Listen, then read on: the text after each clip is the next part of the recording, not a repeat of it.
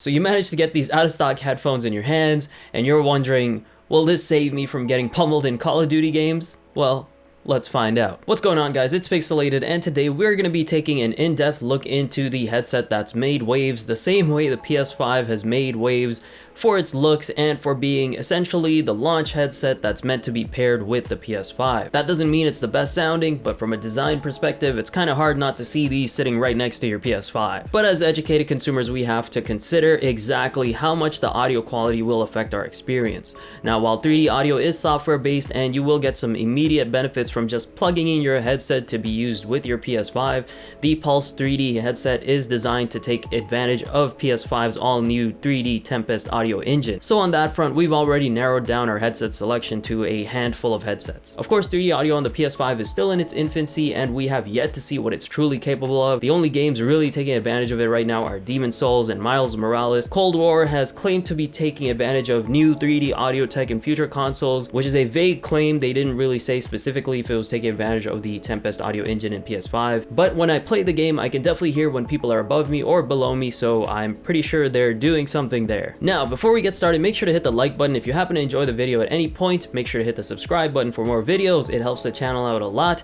And make sure to hit the noti bell to join Noti Gang so you don't miss out on future videos. Now, let's break down the Pulse 3D headset. Now, we're gonna go over many aspects of Sony's PlayStation Pulse 3D headset, like the features and the audio quality, but first, let's start with the comfort. Now, when it comes to comfort, this headset right here is relatively comfortable. It's not heavy. The ear cups are soft and cushy. As you can see, they're very well padded. They are overlaid with a synthetic leather padding, which is pretty common for a lot of headsets as well. I have gamed with these for long periods of time, and I've had pretty much no issues. Your ears can get a little moist over time after a long period. Of course, this is a common thing with headsets that have the synthetic leather padding. I'm sure most of you who've owned over-the-ear headsets before have experienced that feeling before. It's not that big of a deal. It does happen. I will say, ever since I've started gaming with a gaming headset with cloth ear cups, the Arctis 7P, I haven't had that same experience of getting the moist ears, but it's not that big of a deal. Moving on to the fit, in my opinion, this is the best part about this headset, is this no fuss auto adjustable strap right here. It's made of rubber or some kind of silicone. Now, the reason why this is so intuitive is not because of its elasticity or whatever it is,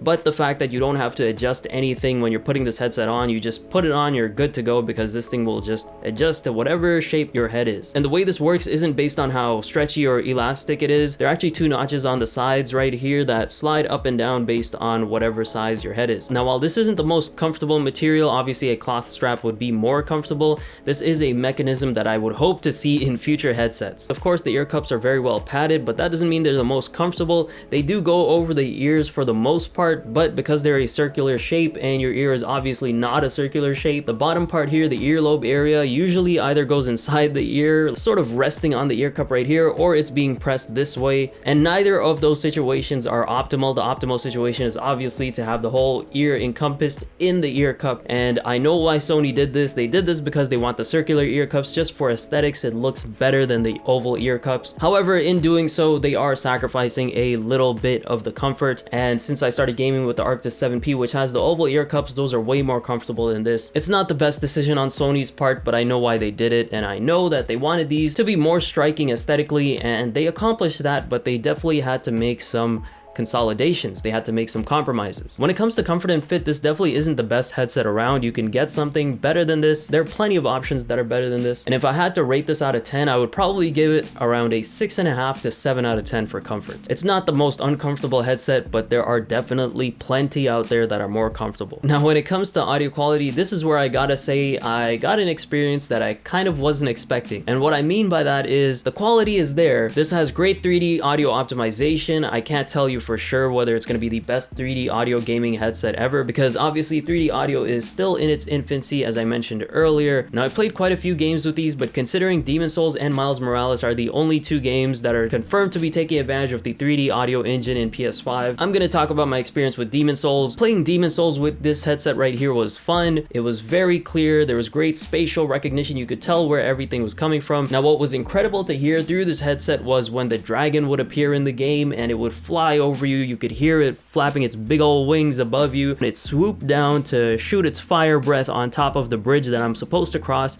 It sounded incredible. I've never heard something so incredible in a video game through a headset. Hearing that when it happened, it sounded really crisp. It sounded real clear through these. The sound of the fire breath, it really held its weight. Like, you could feel the impact. It felt like there was a giant fire-breathing dragon laying waste to everything in front of it. But here's where the real big issue is. The sound also sounded very flat. There was no low end, anything that's supposed to be bassy or deep. You don't really get that sound. You get a really flat and tinny sound. So think about those cheap headphones that you try to listen to music with and they don't really have any bass or anything deep. That's pretty much what the sound sounds like from here. It might be clear, it might be optimized for 3D audio, but don't expect anything bassy, don't expect anything low end. So while all of that dragon breath stuff sounded crisp and clear, it was missing that bravado or that sort of deep bassy sound that you expect. And when you think of hearing a dragon flying over you with its swooping, flapping ears, you kind of expect to hear that, you know, it's got a low end sound in there, but you don't hear it in here.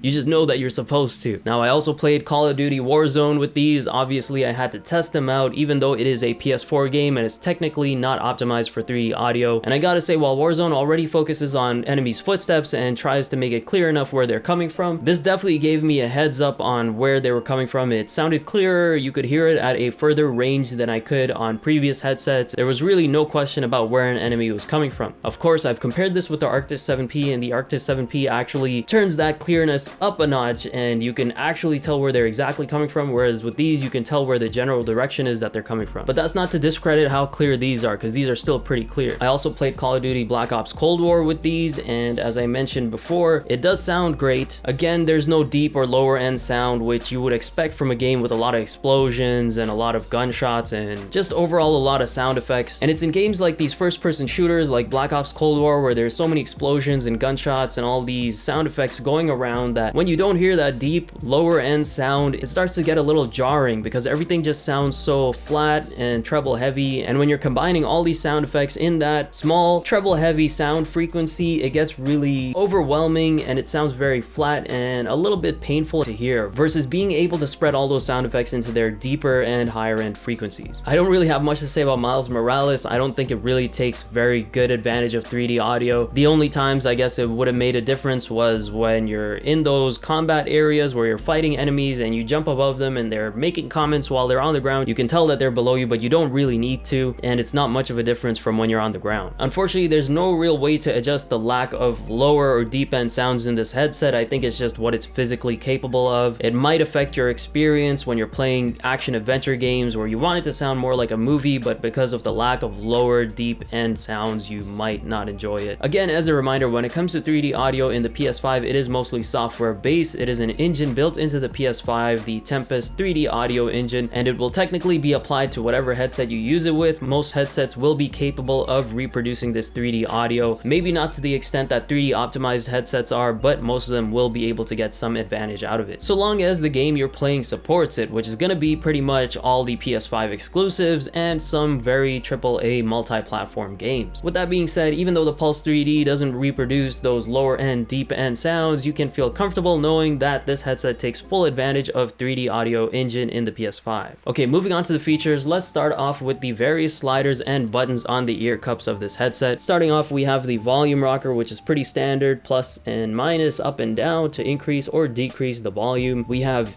USB-C charging to future-proof this headset. Of course, USB-C means faster charging, and that's pretty much becoming the standard on all the new gaming systems. We have a 3.5mm audio jack for wired connectivity, although that prevents us from using all these buttons. As soon as you connect this headset with a 3.5mm audio jack, all these buttons are pretty much useless. We have a monitor on and off switch, so if you want to monitor how your voice sounds through the mic, you can do that. And most importantly, we have the Game Chat Audio Mix Rocker, something you are missing from a lot of premium headsets, and it really sucks. I'm glad that they have it on this headset. It's so important and so vital to how I play games and how a lot of people play games. As I mentioned earlier, the headset does have a built-in mic, which is great for aesthetics. It definitely is great for the look of this headset. However, when you have a built-in mic, you kind of have to compromise, and you can't make it a noise cancellation mic. It can't cancel out sounds around it because it's taking technically your voice from around it it as opposed to directly from it. If you had a mic sticking out from the headset, you could talk directly into it and it would be able to cancel out other sounds. Unfortunately, because this mic is built in, although there is a second mic to help with noise cancellation, it's not going to work perfectly every time. However, the noise cancellation is actually pretty good here when it comes to blocking out other sounds versus your voice. That's a feature I'm pretty sure most previous PlayStation headsets didn't have, so it's good to have it here. Okay, so a feature I forgot to mention that's on this ear cup is of course the mute button right here. What's great about this mute button is that if you want to mute something, you just click it out like this, and to unmute you click it in like that. So even when you're turning the headset on and off, you don't have to turn the headset on and then mute it, so you have that little awkward moment where someone might hear you talking and then you mute it right after. You can just have it mute the whole time if that's something you need to do. Now, another feature about this headset, which I consider a hidden feature, is the on-screen display indicators of this headset. So for example, when you press the mute button on this headset, you will see on the screen of the PS5, it'll show you a mute indicator to let you know whether it's mute or not. Or when you press the volume rocker up or down, you get to see the volume slider. On the PS5 display, it'll show you exactly how high your volume is or how low your volume is. This is something that until recently, I thought every headset would do this on the PS5, but until I tried a non-Sony headset, I realized that not all headsets have these display indicators on them. So this is a very useful feature and a very helpful feature that I feel like might not exist in a lot of other headsets. Now, this headset has a 6 to 7 hour battery life, which is not short, but it's not that long either. It's great for one gaming session, in my opinion, depending how long your gaming sessions are. If you're the type of person to just play for an hour, maybe after work or whenever you have the time, then this will last you a few days. But if you're the type of person that has to have that, you know, one long gaming session, if you have a lazy Sunday where you're gaming all day, this is definitely going to end up dying at the end or near death at the end of your gaming session. And the final feature, which I think is the strong suit of this headset, sadly, is the beautiful aesthetic design, but we'll get into that later on. All right, let's talk about pricing. The retail price for the PlayStation Pulse 3D headset is $129.99 Canadian dollars, which I believe sounds about right for the feature set of this headset. Of course, Sony has made some compromises in order to accommodate this beautiful aesthetic design, and we'll get into that shortly. Speaking of shortly, let's get into the design of this headset. Now, this is definitely the most exciting aspect of this headset, and I know it's sad to say because these are mid-range to a high-end priced headset, and the most exciting aspect should be the audio quality, but there really is no headset design quite like this one. From the no-fuss auto-adjustable strap right here, to these bold circular ear cups, to this really cool swooping white headrest that almost floats right above these ear cups. Sony pulled out all the stops to make sure this PS5 headset accompanied the bold design of the PS5 with its own bold design. Okay, ultimately, let's go over the pros and cons for this headset. Starting off with the pros, the price is a pro. It is cheaper than most headsets with this current feature set. Of course, we know why that is, because they made some compromises on sound quality and maybe on comfort, but that doesn't discredit the fact that these are still very well priced for a headset in this range. Another pro is USB-C charging, which means faster charging, and you don't have to swap between cables. You can use the same cable to charge your controller and the same cable to charge your headset, since PS5 controllers are USB-C charging as well. Next, we have aesthetics. It's difficult, if not impossible, to find another headset that looks just as beautiful and bold as this one. Seriously, this is probably top 5 headsets when it comes to design. Another pro is the game to chat audio mixer. This is something that I'm sorely missing on the Arctis 7P. And the last pro we have is this automatic fit design. It's just put on and play, no finicky manual adjustment situation. Okay, moving on to the cons. The first con is the battery life. I mean, it's fine. You could probably get through a long gaming session or a few short gaming sessions, but it could definitely be improved. Considering the Arctis 7P has a 24-hour battery life, 6 to 7 hours seems measly compared to that. Next con is the comfort. Of course, this is a beautiful headset right here, but this beauty came at a cost, all right? These circular ear cups, they look amazing, but they're not the best for your ears because your ears are not circular, your ears are oval. Of course, if you picture this headset with an oval ear cup, it's not gonna look great at all. It's not gonna look the same. You're probably not gonna like it as much just for that same reason. Same with the auto adjustable strap here. Of course, it is great to just put the headset on, but you have to make some compromises for comfort. And while this strap automatically adjusts based on tension, that doesn't necessarily mean it's gonna be the most comfortable, because you're always gonna feel something pressing against your head. Even if it's not the most powerful press and it's like a light press, you will still feel it compared to something lighter like a cloth strap. Next con is the wired connectivity. Now hear me out, okay? I love wired connectivity. I think it should always exist. The 3.5mm audio jack should never disappear unless obviously another wired option that is better comes along. But the issue with this headset is once you plug it in with wired connectivity, you can't use any of the features here. You can't use the volume rocker, you can't use the mute button, you can't use game audio chat mixer, you can't use anything, which really sucks. Okay, next con is the audio quality. Now look, The PlayStation Pulse 3D headset sounds fine for gaming. You want to play FPS games, you want to play other types of games, it sounds fine on here, it sounds clear, but just keep in mind that this headset has flat, tinny lows. The sound is very shrill, and if you play a game with a lot of sound effects like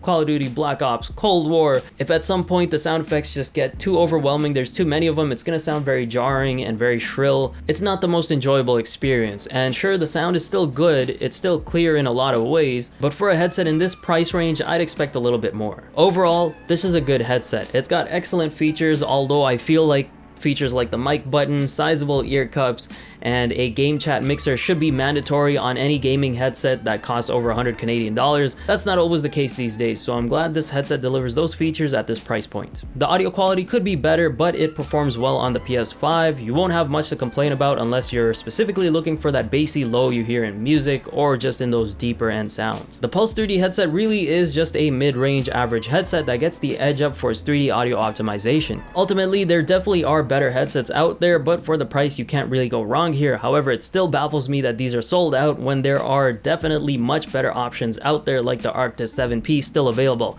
At least it's still available in Canada. I'm hearing they're selling out in other places, but there's still several other options to look into. What do you guys think about the Pulse 3D headset? Is it the bee's knees or is it overrated? Let me know in the comments. I'll catch you in the next one. Keep playing stations.